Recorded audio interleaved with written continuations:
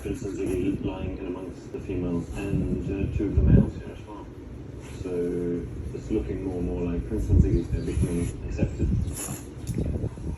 Yeah, I think they've got a good chance there. Their mother Rosa seems to feel confident that they are safe with the monks. So Prince and Ziggy's mum has actually gone back up the bank and left them here alone with a couple of their aunts.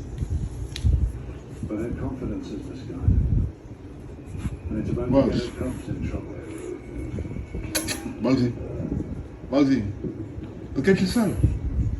The monk's family. That's your son. What are you checking for? These three females are mothers to seven. Here, Mugs. Earlier in the season, the youngsters survived a run-in with a dangerous herd.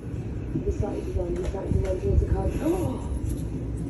And the eldest cub, Pip, spent 24 hours lost in the bush, dodging hyenas and leopards.